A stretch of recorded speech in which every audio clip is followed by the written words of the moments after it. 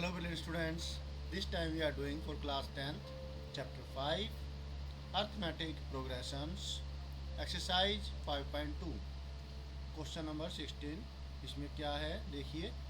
Determine the AP whose third term is 16 and the seventh term exceeds the fifth term by 12. आपको वो AP gate करनी है जिसकी third term यानी कि A3 आपको मिली हुई है 16 और जो seventh term A7 fifth term से 12 ज़्यादा है यानी कि A7 is equal to A5 plus 12. ये दो कंडीशनें दे रखी है. इससे आप A और D की वैल्यू फाइंड आउट कर लेंगे और फिर ईजिली हमें AP गेट हो जाएगी. A1 A2 A3 A4 ये चार टर्म्स हम गेट करेंगे और उसके बाद डॉट डॉट डॉट और हमारी एपी हमें मिल जाएगी और वो हमारा आंसर होगा. Okay, let us do this.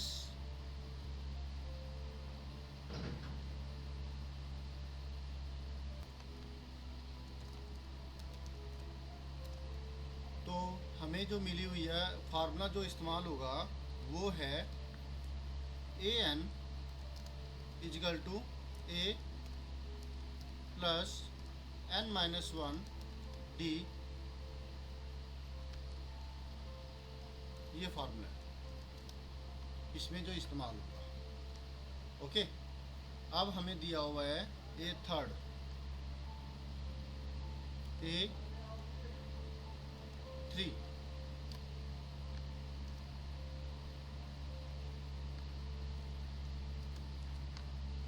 Is equal to A plus 2D. क्योंकि अगर 3 है थर्ड टर्म है तो कोफिशिएंट जो D का होगा वो 2 होगा equal to 16. A plus 2D equal to 16. इसे नाम दे देते हैं 1. नेक्स्ट है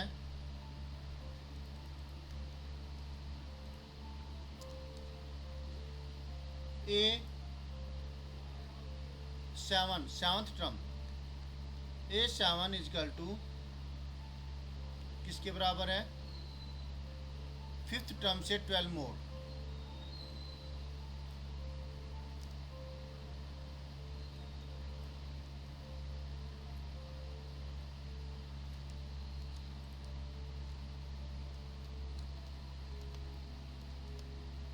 ये चीज़ है. अब हम इसकी वैल्यू पुट कर सकते हैं क्या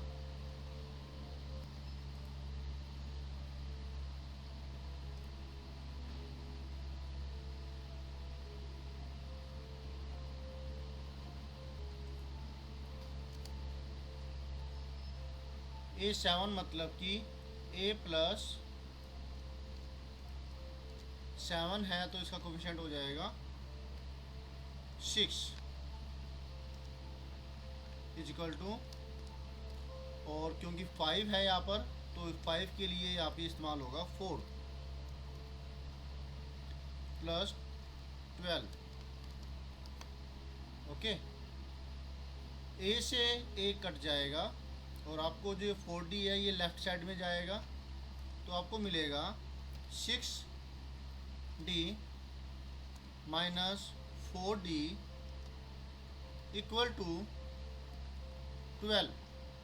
इस A से ये एक कट गया और 6D 4D left hand side में आया निशान बदल गया 6D minus 4D is equal to यहाँ 12 बचा सिर्फ. तो फिर 2D इक्वल टू हुआ 12 और जो ये 2 है ये राइट हैंड साइड में जाएगा इक्वल के तो डिवाइड में आ जाएगा. D इजकल टू 12 डिवाइड में 2 इक्वल टू 6. D की वैल्यू आ चुकी है. हम अब इस D की वैल्यू को पुट करेंगे यहाँ पे फर्स्ट में. हम इसको लिख सकते हैं 2 और स्टेटमेंट लिखेंगे from 1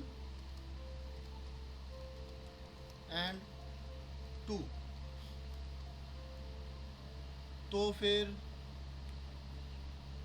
a plus 2d,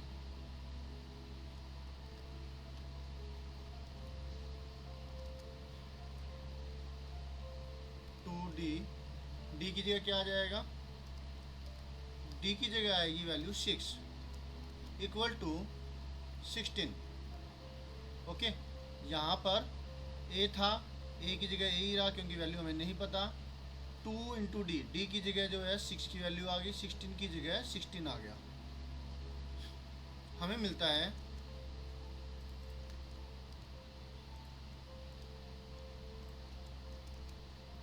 A is equal to 16 minus 2 into 6 12 होगा, जो राइट हैंड साइड में आकर के माइनस का हो गया, is equal to 4। Okay, hence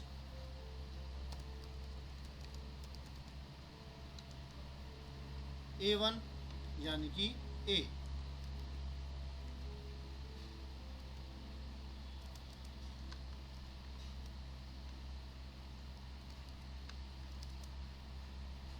A1 की वैल्यू हुई, जो ए की वैल्यू है, ए की वैल्यू 4 आई है। ओके, और A2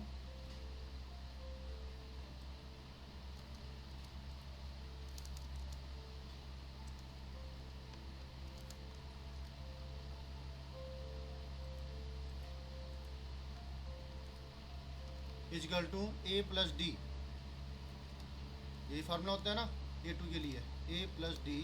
ए की वैल्यू 4 है और डी की वैल्यू हमने निकाली है 6 equal to 10। A3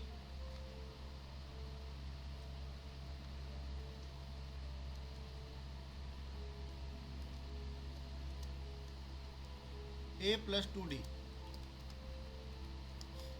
equal to a की वैल्यू 4 प्लस में 2 मल्टीप्लाई डी की value 6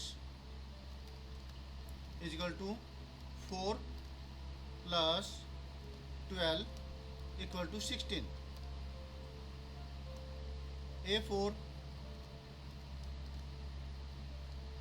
equal to A plus में 3d इक्वल टू, अगर 4 है तो कोफिशिएंट उससे एक कम 3 हुआ, 3 है तो कोफिशिएंट एक कम 2 हुआ। तो ये चीज़ ध्यान रखिएगा। ओके,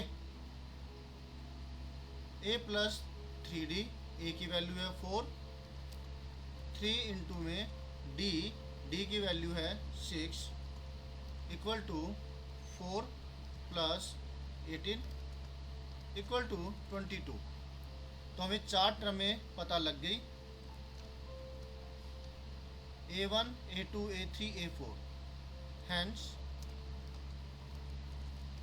द रिक्वायर्ड, गिवन नहीं, ये तो हमें पूछी गई हमसे, required AP is first 4, second 10, third term 16, fourth term 22, 1 2 3 dot dot dot, that's it. अब अगर आप इसको चेक करना चाहो कि भाई आपका आंसर सही है क्या, हो सकता है कि ये गलती में हो, तो हमें क्या करना होगा, हमें ये देखना है थर्ड टर्म और सेवन्थ टर्म ये निकालनी होगी, फिफ्थ टर्म भी निकालनी होगी। तो थर्ड टर्म 16 है क्या, तो यहाँ पर 16 आ रही है, तो यानी कि ये ए और डी की वैल्यू के हिसाब से ये बिल्कुल ठीक है, नहीं तो यहाँ कुछ ना कुछ गड़बड़ी होती। और अगर फिर भी आप चेक करना चाहते हैं हो तो ए प्लस ये सेवन्थ टर्म है, ये निकालेंगे। सेवन्थ टर्म होगी ए प्लस 6d, ये रफली करेंगे, ए प्लस 6d